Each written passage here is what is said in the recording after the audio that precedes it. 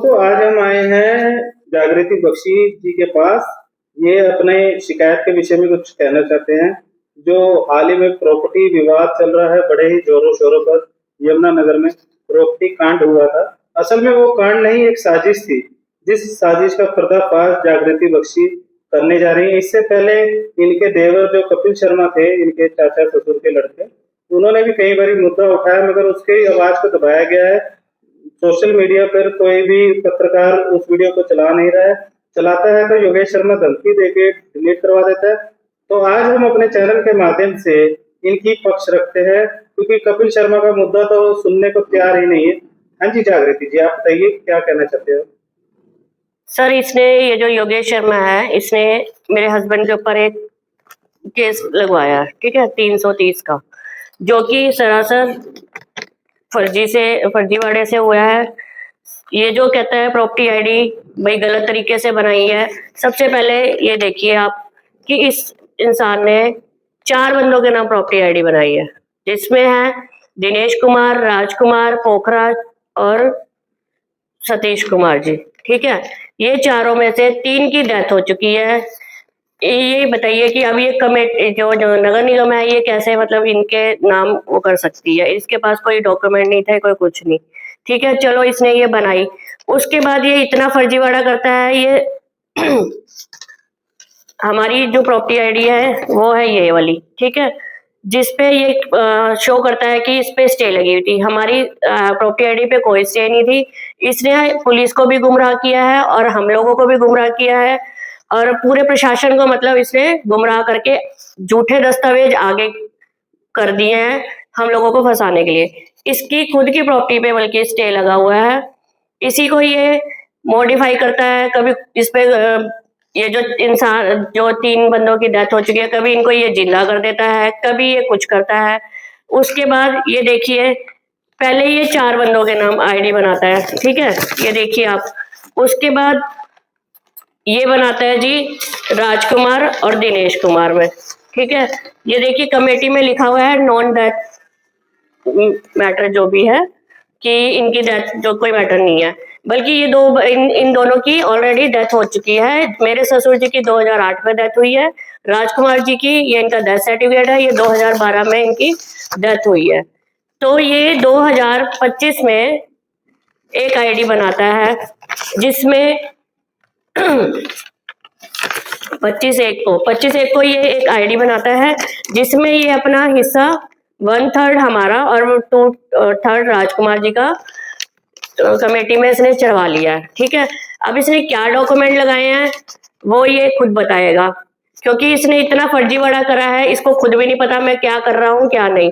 हमारे पास original document है, हम शुरू से इस प्रॉपर्टी में रह रहे हैं, हमारी रजिस्ट्री के थ्रू रजिस्ट्री हुई है, ठीक है। हमारी कोई प्रॉपर्टी में स्टे नहीं था, कोई कुछ नहीं था। अब इससे ये पूछा जाए कि राजकुमार और दिनेश कुमार जी 2025 में इसके पास आए थे क्या मिलने, जो ये अपना हिस्सा डिवाइड कर रहे हैं। मतलब कि आप कहना चाहते हैं कि जिनकी डेथ 2008 और 2012 में हुई है, हाँ वो नगर निगम के रिकॉर्ड में जिंदा पाए जा रहे हैं। हाँ जी सर, देखिए फर्जीवाड़े के अकॉर्डिंग जी। जहाँ तक हम जानते हैं ये प्रॉपर्टी बिकी थी 5/11/2024 को, और आप बता रहे हैं कि 15/10/2024 को ये आवेदन 2 बंदों के नाम करता है। हाँ, मतलब कि प्रॉपर्टी बिकने से पहले, आईडी बनने से पहले, ठीक है जी। और उसके बाद जब प्रॉपर्टी बिक जाती है तो 25/1/2025 में, यानी कि मुकदमा दर्ज होने से पहले ये प्रॉपर्टी का हिस्सा ले चुके हैं। तो हिस्सा लेने कौन आए थे इनके परिवार में से? इनके हमारे ये पारिवारिक बीच में मतलब ठीक है सेटलमेंट हुई थी। इनकी माता जी आए थे, ठीक है। हमारा जो लेन देन था उनसे हो गया था। इन्होंने बोला हम अपना रिकॉर्ड अपने आप चढ़वा लेंगे। अब चलो, रिकॉर्ड इनका जो भी हमारा मैटर सोल्व हो गया, तभी हमने अपनी चीज बेच दी, ठीक है। 25/1 को इसने अपना हिस्सा भी नगर निगम में चढ़वा लिया। लेकिन ये देखिए, मतलब ये डेथ हो चुकी है, इनके नाम चढ़वाया, ठीक है। आप कहना चाहते हैं इसने अपने नाम की जगह अपने पिताजी के नाम हाँ जी। मतलब नगर निगम की एक और लापरवाही सामने आती है कि डेथ होने के बाद भी उन्हें जिंदा कर देते हैं। मेरा क्वेश्चन ये है कि जब 25/1/2025 को इन्होंने राजकुमार जी के नाम पे, योगेश शर्मा ने अपने पिता के नाम पे 2/3 हिस्सा ले लिया, तो मुकदमे की तो कोई गुंजाइश ही नहीं रहती। इसका मुकदमा दर्ज कराने का मतलब है 17/5/2025 को जो मुकदमा दर्ज हुआ है, उसका मतलब कहीं पैसा ऐंठना, पुलिस प्रशासन को पैसा मिले इस मुकदमे में, क्योंकि सिविल नेचर का केस दिख रहा है ये। ऐसा तो सर ये जो दूसरी पार्टी है शुभम राठी और शशि राठी जो है उनसे भी ऐठने की सोच रहा है, उनको भी परेशान कर रखा है। यही आईडी लेके अब ये घूम रहा है कि मेरा तो मेरा हिस्सा है, अब ये कल को ये प्रॉपर्टी बेच भी सकता है। ठीक है, अब वो उसके ये ही नहीं, वो अभी भी नहीं रुक रहा, प्रॉपर्टी बिक भी गई है, हिस्से भी ले चुका है, केस भी उसने फाइल कर दिया, बल्कि केस का तो कोई मैटर ही नहीं था। जब वो अपने हिस्से ले चुका, केस तो ऑलरेडी खत्म ही था उसका, हमारे साथ कोई मैटर ही नहीं था। उसके बावजूद भी वो कमेटी में मतलब देखो अपना जो भी है आईडी कभी वेरिफिकेशन कभी कुछ करवाता है, कभी कुछ करवा, मतलब अभी भी वो रुक नहीं रहा है फर्जीवाड़े से। और पुलिस प्रशासन पूरा उसका सहयोग दे रही है, ना वो हमारी सुनवाई कर रही है। जो आईओ है वो भी सर मतलब सुन नहीं रही है। दूसरी पार्टी ने भी उनको बोला है, बट वो अभी हमारी कहीं भी सुनवाई नहीं हो रही है। ये देखिए, मैं एसपी साहब पे 1 अक्टूबर को मैं एप्लीकेशन दे के आई हूँ, तो अभी तक तो मुझे कोई कॉल नहीं आई है। 1 वीक हो जाएगा, वेडनेसडे को 1 वीक हो जाएगा। जैसा कि अभी हम सुन रहे थे थोड़े दिनों पहले, आपके जो देवर है कपिल शर्मा, उन्होंने भी योगेश शर्मा के खिलाफ एक मुहिम छेड़ी हुई है। इसका फर्जीवाड़ा वो एक्सपोज करते हैं आए दिन अपने फेसबुक। सर जब उसका फर्जीवाड़ा एक्सपोज हो जाता है ना, तो वो इतना बौखलाया हुआ है, वो सबको धमकियां दे रहा है। ठीक है, मैं तेरे को अंदर करवा दूंगा, मैं तेरे को ये कर दूंगा, वो कर दूंगा। मीडिया वालों को पहले ही फोन कर देता है कि मैं भाई मेरी रिपोर्ट नहीं आनी चाहिए। ठीक है, क्यों नहीं आनी चाहिए भाई? फर्जीवाड़ा तो आपने किया। ठीक है, आप, और ये नहीं कि यहीं तक सीमित है यमुनानगर तक, ये हमारी प्रॉपर्टी आरडी की आरटीआई लगा के फरीदाबाद में भी घोटाले कर रहा है। जी, आप उस घोटाले की बात कर रहे हैं जो कपिल शर्मा ने एक्सपोज करा है जी, और जिसपे कपिल शर्मा के खिलाफ इन्होंने फरीदाबाद में एक रिपोर्ट दर्ज कराई है और यहाँ के 2-3 पत्रकारों को भी। और अगर ये कहता है ना कि इस आईडी पे स्टे था, तो यही आईडी की आरटीआई लगा के इसने फरीदाबाद में भी एक प्रॉपर्टी पे कब्जा करने की सोच रहा है या उसको सेल करने की सोच रहा है। यही प्रॉपर्टी आईडी क्यों लगा रहा है अगर हमारी स्टे लगी हुई थी? मामला ये है कि यमुनानगर की प्रॉपर्टी आईडी जिसपे स्टे था उसका मिसयूज करके फरीदाबाद तक नगर निगम के फरीदाबाद के रिकॉर्ड के साथ भी छेड़छाड़ हो रही है। ये योगेश शर्मा जो है इन्होंने अकेले ने केस करा था, कोर्ट केस या नहीं सर? ये वंदना शर्मा और योगेश शर्मा है। और दूसरी बात, जो आरटीआई हमारे यहाँ से लगी है उसमें योगिता शर्मा और राहुल शर्मा का भी सहयोग होगा, तभी वो वहां पे आईडी मतलब अप्रूव्ड हुई है। क्योंकि देखो साइन आईडी बनी है योगिता के नाम से, योगिता राहुल कुमार, हस्बैंड वाइफ दोनों है उसमें इन्वॉल्व। इसकी बहन और जीजा लगते हैं इसके रिलेशनशिप पे, और इसकी मदर है वंदना शर्मा और ये खुद है योगेश शर्मा। अब ये सारों को ही एक ही गेड़े में ले रहा है, वो इसको पता होगा ये अपने परिवार के साथ क्या कर रहा है क्या नहीं। ठीक है, बाकी जो है ये देखो ना, ये सिर्फ यमुनानगर में नहीं है, ये सिर्फ फरीदाबाद में भी है, और क्या पता ये क्या क्या कर रहा होगा। ठीक है, ये 2 नंबर का काम ये देखो खुद ही कर रहा है और दूसरे पब्लिक को परेशान कर रहा है, जिसकी जो 40 साल से उस प्रॉपर्टी में रहे हैं। ठीक है, ये 40 साल से क्यों नहीं आया? इसके फादर क्यों नहीं आए 40 साल से? वो खुद प्रॉपर्टी डीलर थे, क्या उनको नॉलेज नहीं थी? अब मेरा सवाल ये है कि जैसा कि आप आईडी बता रहे हैं, यहाँ एक आईडी नहीं 2 आईडी और तीसरी आईडी से प्रॉपर्टी मिली, यानी कि जिसको ये तीसरी आईडी है सर। ये इसको इसने अभी तक सेफ रखा हुआ है कि कल को ये इसको और अपने जो भी डॉक्यूमेंट लेके घूम रहा है, कल को ये उस प्रॉपर्टी को दोबारा सेल करने की सोच रहा है कि मैं इसको किसी भी तरीके से सेल कर दूं। ठीक है, और जो थर्ड पार्टी है जो जिसने ली है शुभम राठी और शशि राठी, ये उनका भी नुकसान करने में तुला हुआ है। हमारा तो इसने कर दिया नुकसान, लेकिन प्रशासन हमारी कोई सुनवाई नहीं कर रहा है। कृपया हमारी इस चीज में मदद कीजिए, इसके खिलाफ में कड़ी से कड़ी सजा होनी चाहिए इसको भी। मामला जितना पेचीदा है उतने ही सवाल आए दिन खड़े हो रहे हैं। नगर निगम फर्जीवाड़ा प्रॉपर्टी कांड, यहाँ एक नहीं 2 नहीं 3 आईडी इस्तेमाल की जाती हैं।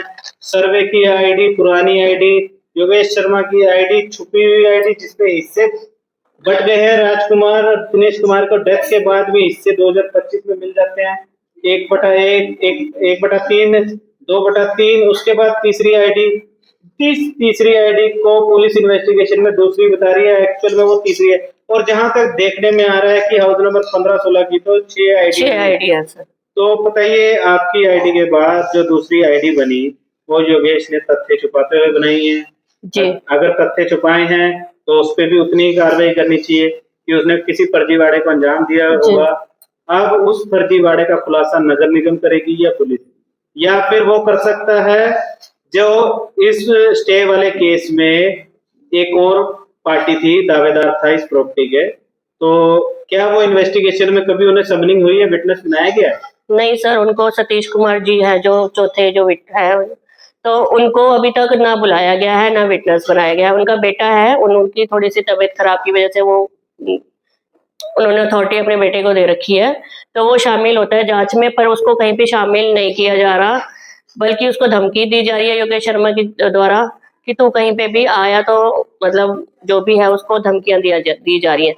उसकी सुनवाई नहीं हो रही है, हमारी भी सुनवाई नहीं हो रही है। देखो जी, ये कहता है जी ये दूसरी आईडी बनाई है, ये देखो आप पगार नंबर 15 की 16 की ये 6 आईडियां हैं।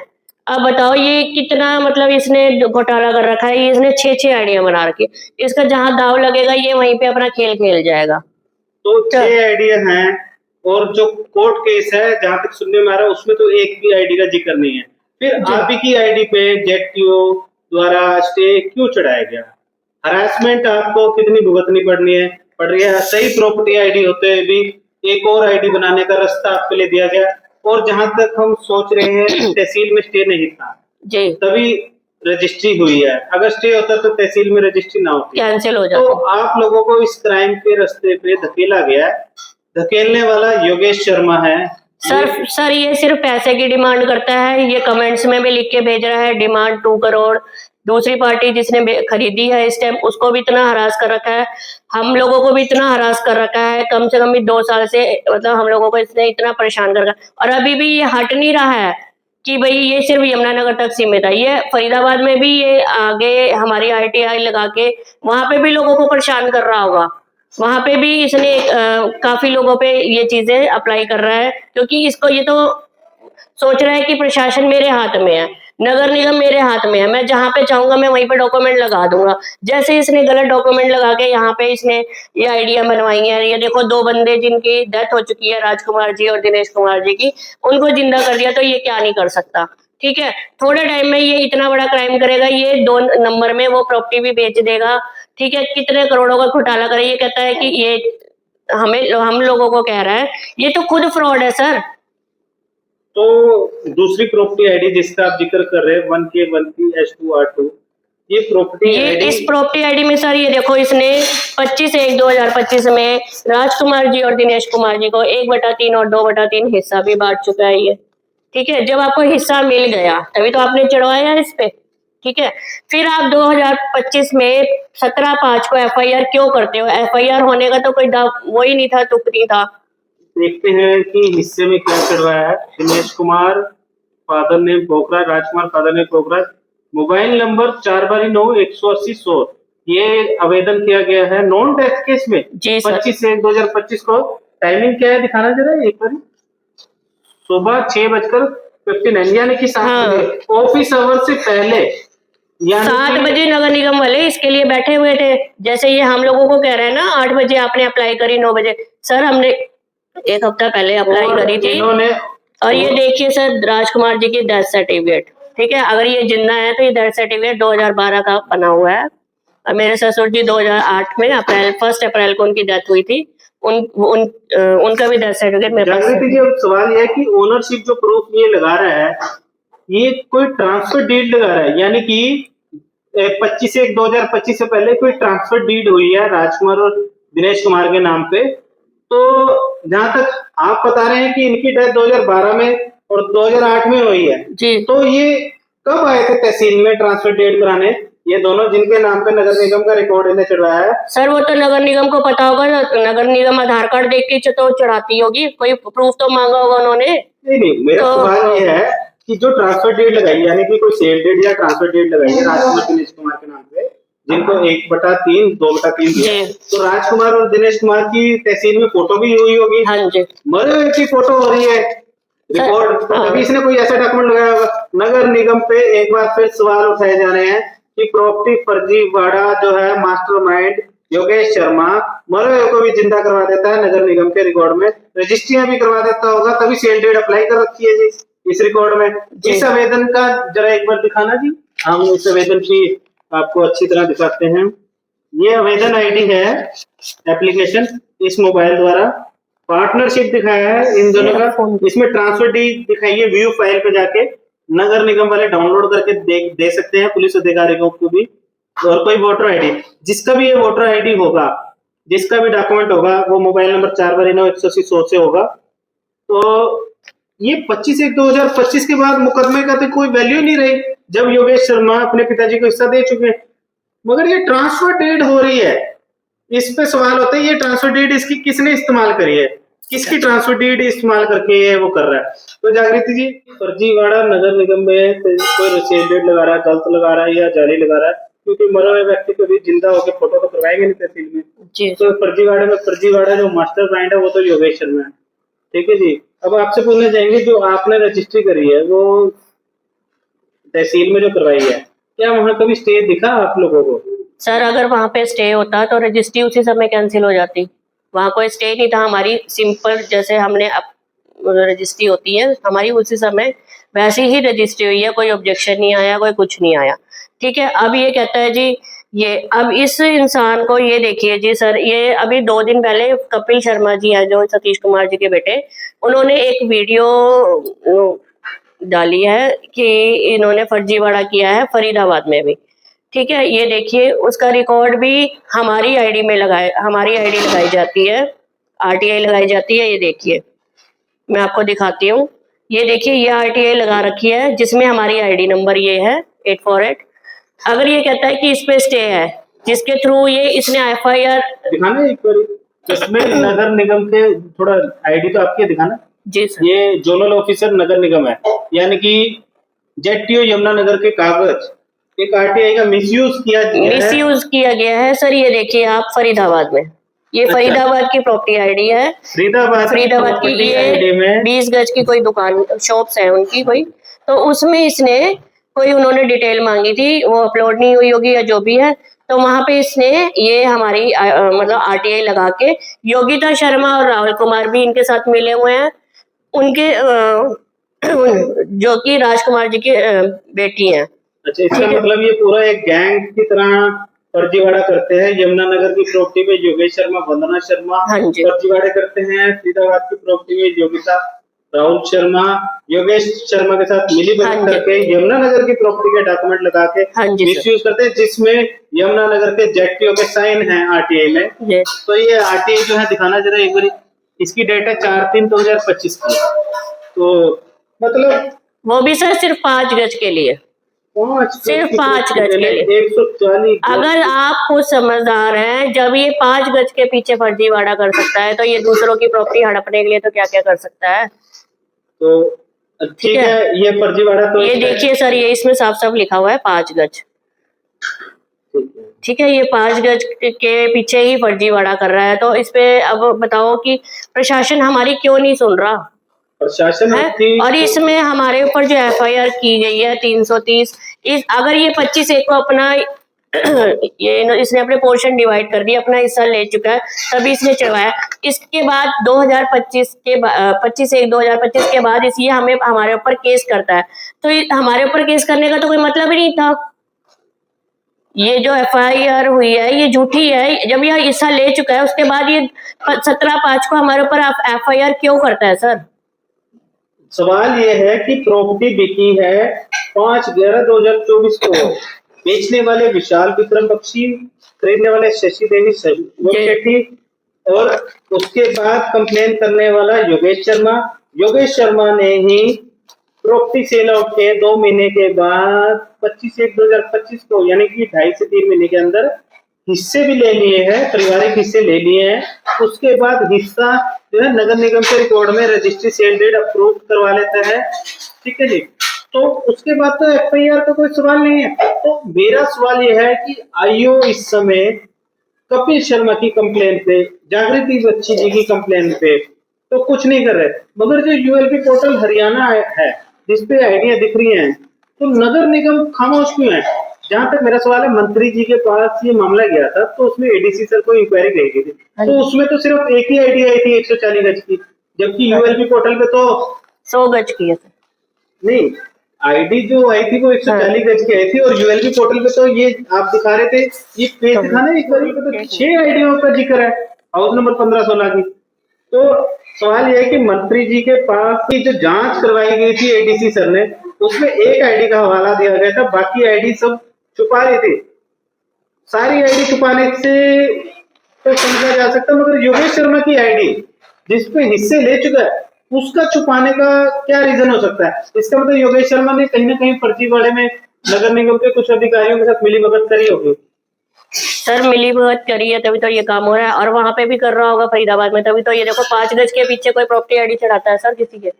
अच्छा, सवाल यह है कि 20 गज को 5 गज करने के लिए यमुनानगर के डॉक्यूमेंट और के साइन लगते हैं। बताओ 5 गज की प्रॉपर्टी आईडी के लिए भी तुम यमुनानगर की यूज कर रहे हो, तो आप खुद सोचो कि कितना शातिर दिमाग है इस इंसान का, कि बताओ वहां पे सिर्फ 5 गज की प्रॉपर्टी के लिए भी तुम यमुनानगर की वहां पे आरटीआई लगा रहे हो, और वो भी हमारी, वो भी जो जिसपे ये कहता है ये स्टे लगी हुई है। बताओ स्टे वाली प्रॉपर्टी।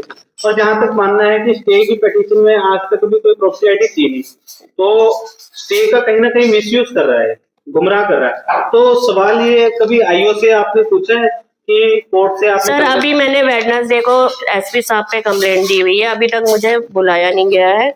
जैसे ही जो भी होगा आगे की कार्रवाई जो भी हुई है एसएचओ सिटी थाने में जी, अगर मुझे जब बुलाया जाएगा देखते हैं क्या कार्रवाई करती है पुलिस, क्या प्रशासन, नहीं तो उसके बाद भाई मैं जो उचित अधिकारी है मैं उनके पास भी जाऊंगी कि इस मामले की निष्पक्ष जांच हो। ये योगेश के ये सिर्फ एक साइड की देख रहे हैं, ये दूसरी साइड क्यों नहीं देख रहे हैं? इसके हाथ में तो दोनों हाथों में लड्डू दे रखे हैं प्रशासन ने जी, ठीक है, कि इधर से भी आईडी बना लो, यमुनानगर की भी, फरीदाबाद में भी जाके अगला प्रॉपर्टी के लिए हो रहा है, ये ऑनर बन रहा है। अच्छा, तो वहां भी टैक्स चोरी के चक्कर में इसने 5 गज का देखो 20 गज को 5 गज कर दिया। बात ये आ रही है कि आप निष्पक्ष जांच की मांग कर रहे हैं। जी निष्पक्ष जांच तो तब होती जब ये केस जो सिविल मैटर का था, अगर क्रिमिनल बन रहा है तो उसमें जितने भी उसमें पार्टियां थी, दावेदार थे, उन सबसे नोटिस करके पूछा जाता। जहां तक सुनने में आया केस तो वंदना शर्मा और योगेश शर्मा ने डाला था, तो वंदना शर्मा के भी स्टेटमेंट होने चाहिए। और कौन कौन पार्टियां थी उसमें? वंदना शर्मा, योगेश शर्मा, सतीश कुमार और विशाल और विक्रम। अच्छा, ठीक है, जिसमें से अभी सिर्फ ये 2 वंदना शर्मा और योगेश शर्मा ने अपने बयान दिए हैं, कपिल शर्मा को इन्वॉल्व नहीं कर रहे हैं। वो एसपी साहब पे भी गए थे और सिटी थाना यमुनानगर एसएचओ से भी उन्होंने बात की है, वो अभी उनको इन्वॉल्व नहीं कर रहे हैं। वो कितने 10-15 दिन हो गए हैं वो प्रशासन में धक्के खा रहे हैं, कभी उनको आज बुलाते हैं कभी कल बुलाते हैं, वो कहते हैं जी अभी अफसर बाहर गए हैं, अभी ये चल रहा है वो चल रहा है। देखो जी, अब सवाल ये है कि कपिल शर्मा को अगर पुलिस इन्वेस्टिगेशन में ज्वाइन कराती है एज ए विटनेस, तो मामला प्रशासन के ऊपर भी तो जा सकता है ना, क्योंकि प्रशासन जिस आईडी को दूसरी कह रहा है वो तो एक्चुअल में प्रशासन सिर्फ अपना पल्ला झाड़ रहा है। प्रशासन में वो एक अफसर कहता है उसके पास जाओ, दूसरा कहता है उसके पास जाओ। अभी इस मामले में कोई सुनवाई नहीं हो रही है सर। हम ये चाहते हैं कि योगेश शर्मा और वंदना शर्मा जी को बुलाया जाए और उनके ये कागज में चेक किया जाए, और कपिल शर्मा को भी बुलाया जाए जो कि इसमें हिस्से मतलब जो दावेदार है उनको भी बुलाया जाए। आप कहना चाहते हैं कि इसमें कपिल शर्मा जो कि सिविल केस लड़ रहे हैं सतीश शर्मा जी के ब्याह पे, उनको बुलाया जाए, आपको बुलाया जाए, वंदना शर्मा और योगेश को आमने सामने बिठा के पुलिस इन्वेस्टिगेशन करे, फेयर इन्वेस्टिगेशन करे। सर वंदना शर्मा जी से पूछा जाए पहले तो, क्योंकि देखो हस्बैंड के बाद वो है, उनकी वाइफ है, उनके बयान पहले थे, तो वो तो कहती है जी मुझे नहीं पता, मेरा बेटा कर रहा है जो भी कर रहा है, ठीक है। तो मैं ये चाह रही हूँ कि जैसे हम वो कर रहे हैं तो वंदना शर्मा से भी पूरी पूछताछ हो, इस मैटर में उनको भी पूरी तरह इन्वॉल्व होना पड़ेगा। अगर आपका प्रशासन नहीं सुनता, यमुनानगर प्रशासन पुलिस अधिकारी नहीं सुनते आपकी शिकायत, कपिल शर्मा की शिकायत व अन्य अधिकारी की रिपोर्ट नहीं देखते, इन फर्जीवाड़े का खुलासा नहीं देखते, तो जो मंत्री जी जिन्होंने ये जांच कमेटी बिठाई थी, जिसके बाद ये एडीसी सर की जांच में ये एफआईआर दर्ज हुई है, तो उस पे जो सवाल उठ रहे हैं कि आधी अधूरी जानकारी दी गई थी एक आईडी की, दूसरी योगेश शर्मा वाली आईडी छुपा ली थी, तो कहीं ना कहीं ऐसा लगता है कि मंत्री जी को जब इस मामले के बारे में पता चलेगा हमारे इस न्यूज के माध्यम से, तो मंत्री जी इन अधिकारियों से दोबारा पूछेंगे यमुनानगर जब आएंगे कि ग्रिवलेंस करनी नहीं चाहिए ऐसे मामलों में, सिविल नेचर के एफआईआर दर्ज ही नहीं करनी चाहिए, अगर कर रहे हो तो फेयर इन्वेस्टिगेशन करो, इस तरह तो आप एक पार्टी को क्रिमिनल बना रहे हैं और कंप्लेनेंट खुद क्राइम। और सर ये ऑलरेडी सिविल सूट केस चल रहा है, सन 2024 में फरवरी में डाला गया था वंदना शर्मा, योगेश शर्मा, पूजा शर्मा और योगिता शर्मा के नाम से। ठीक है, ये सिविल सूट केस है, ऑलरेडी हम 2024 से लड़ रहे हैं। अभी तो ये मालिक भी शो नहीं होता है, जिसमें ये कहता है मेरी निजी संपत्ति मेरी, ये तो मालिक है ही नहीं है। जब शो होगा, जब इसको अभी तो कोर्ट ने डिसाइड ही नहीं किया कि दिनेश कुमार और इसका ये राजकुमार में से।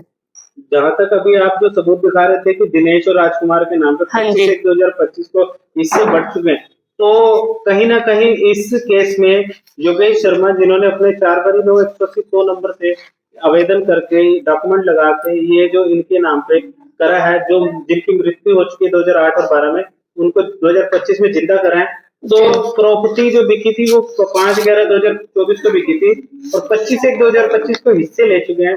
तो जो रिकवरी का सवाल आता है कोर्ट से, वो तो राजकुमार, दिनेश कुमार से और योगेश शर्मा से होनी चाहिए। इससे तो उनके नाम पे नगर निगम पे सरकारी रिकॉर्ड का देखा जाए तो नगर निगम के पास जो अब सरकारी रिकॉर्ड है, तो उसमें जो जीवित व्यक्ति हैं, एक्चुअल में मरे हुए हैं, डेथ हो रखी है, तो नगर निगम में योगेश शर्मा ने जीवित कर दिए हैं, हिस्से भी ले चुके हैं इसी प्रॉपर्टी के। तो योगेश शर्मा की प्रॉपर्टी का तो फेयर इन्वेस्टिगेशन होनी चाहिए कि हिस्से उसके पिताजी ने ले लिए 2025 में, 25/1/2025 को 2/1, तो मुकदमे की तो कोई गुंजाइश ही नहीं रहती। हाँ, अगर मुकदमे की गुंजाइश आई हुई है, कहते हैं कि प्रॉपर्टी आईडी से है, तो यहाँ जो 6 प्रॉपर्टी आईडी दिख रही हैं, तो सभी की जांच होनी चाहिए, खासकर इस वाली आईडी। ठीक है जी, और इस वाली आईडी के खिलाफ इसका तथ्य छुपा के ये आईडी बनी और अब ये 6 सामने आ रही हैं, न जाने कितनी आईडी आएंगी। तो हमारा सवाल है कि मंत्री जी, एडीसी सर की जांच रिपोर्ट में जिस अधिकारी ने उनको एक आईडी दी थी, सिर्फ ये वाली ना देकर, बल्कि ये सारी ना देकर, तो आप उस अधिकारी के खिलाफ क्या एक्शन लेंगे? क्योंकि उनकी वजह से कोई एक परिवार सफर कर रहा है। अगर सफर करना है तो सर एक परिवार नहीं, ये हमारा पूरा परिवार, हमारे एक तो विशाल का परिवार, एक विक्रम का परिवार, बल्कि इस जो झूठी एफआईआर हुई है, इसका असर इतना पड़ा है ना हम सबकी फैमिली में। हम ये जो दिनेश कुमार जी के वारिस है, इनकी बेटियों के घर तक और हमारे घर तक, और बल्कि ये जो समाज में इन्हें झूठी अफवाह फैलाई है, हमारा मतलब इसने बहुत बुरा हाल कर रखा है। और अब जो इसके खिलाफ अगर कपिल शर्मा कोई वीडियो डालता है, उसको साफ धमकी दी जाती है कि वीडियो मत डाल। हम मीडिया में जाते हैं, मीडिया वाले कहते हैं जी हमें योगेश का पहले ही फोन आ गया कि आप कोई रिपोर्ट नहीं डालेंगे। बताओ, अब योगेश को तो आप खुद ही भी प्रसाद दे रहे हो, ठीक है ना, कि आप ही बन जाओ सब कुछ। कोई इस सारे अफसरों से ऊपर हो गया क्या ये योगेश शर्मा? जहां तक सुनने में है, योगेश शर्मा जहां कोई कंप्लेन देता है, तो वहां पे जो रिसीविंग मिलती है उसको सोशल मीडिया पे वायरल पहले ही कर देता है। हाँ जी। तो योगेश शर्मा एक क्राइम कर रहा है जिसकी इन्वेस्टिगेशन एएसआई प्रदीप सीरियस नहीं कर रहे हैं।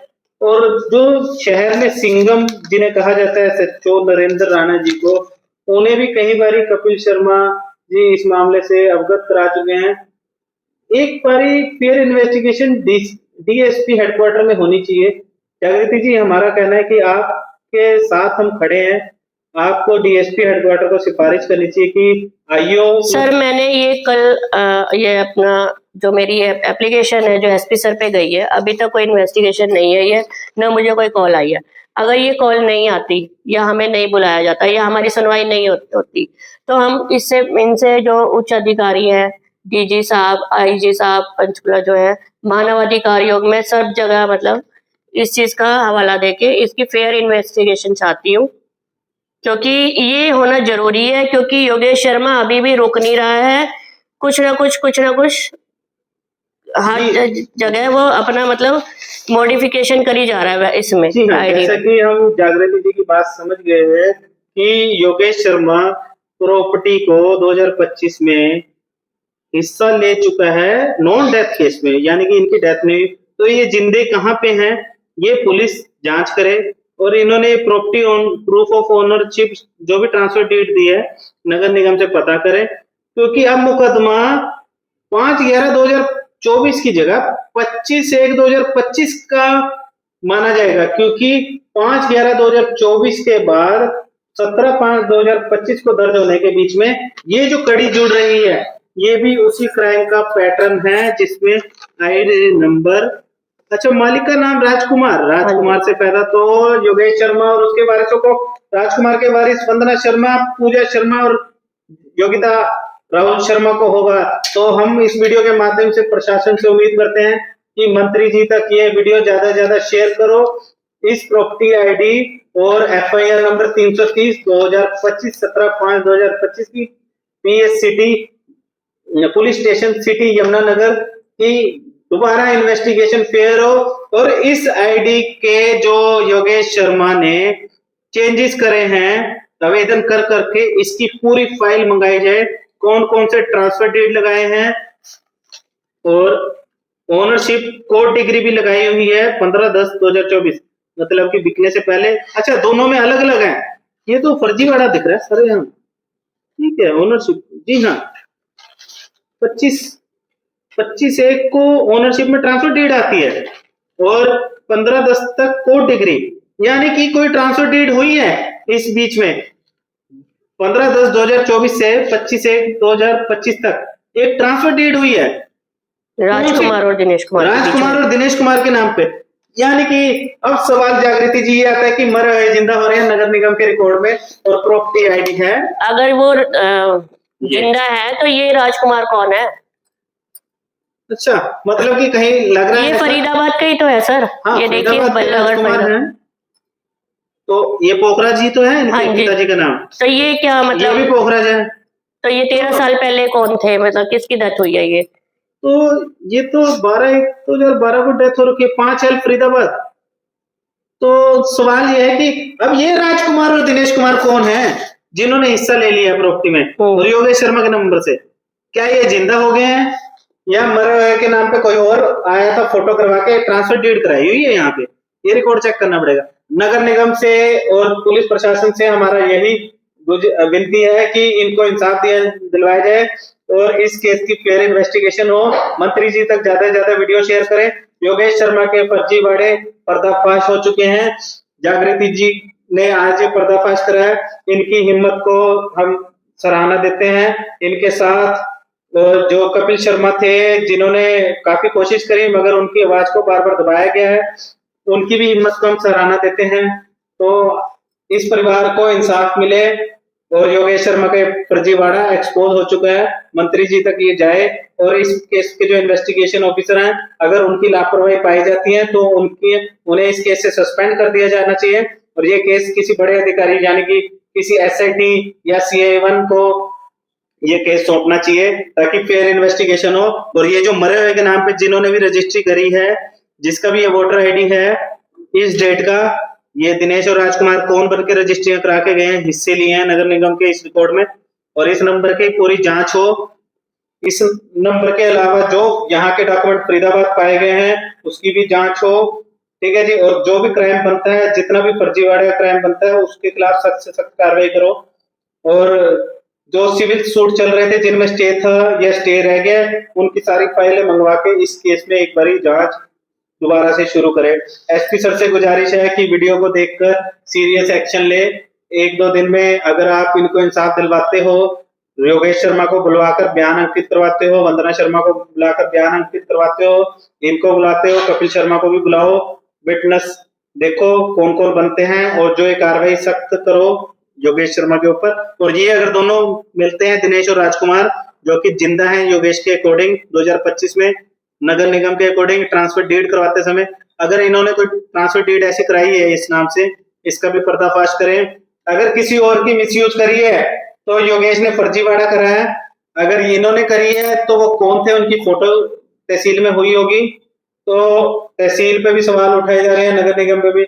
इस फर्जीवाड़े का खुलासा पता नहीं पुलिस कब करेगी। हमारी मंत्री जी से गुजारिश है वीडियो मंत्री जी देखकर नगर निगम यमुनानगर और तहसील और पुलिस डिपार्टमेंट पे सख्त कार्रवाई के आदेश दें और एक बार यमुनानगर में आके इस मामले की सुनवाई अपने सामने करवाएं। धन्यवाद। हमारा न्यूज चैनल इस न्यूज को चलाएगा, कोई भी अधिकारी इस न्यूज को डिलीट करवाने के लिए प्रेशर नहीं दे सकता है।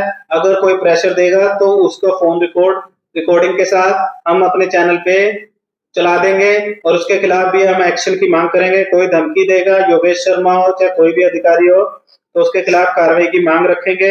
ये न्यूज सारे चैनलों पे शेयर की जाएगी। किसी को कोई आपत्ति हो तो रिटर्न एप्लीकेशन दे, लेटर दे हमारे चैनल के नाम पे। हमारा चैनल उनकी बात सुनेगा, उनका वर्जन भी रखेगा अगर वो अपना वर्जन रखना चाहते हैं। बाकी लगता नहीं है कि प्रशासन अपना वर्जन रखेगा इतने फर्जीवाड़े के बाद। अगर रखना चाहे तो कांटेक्ट कर सकते हैं। ठीक है जी, धन्यवाद। ज्यादा से ज्यादा वीडियो को शेयर करें, इनको इंसाफ जल्दी मिले। आपका दिन शुभ हो, मंगलमय हो। धन्यवाद।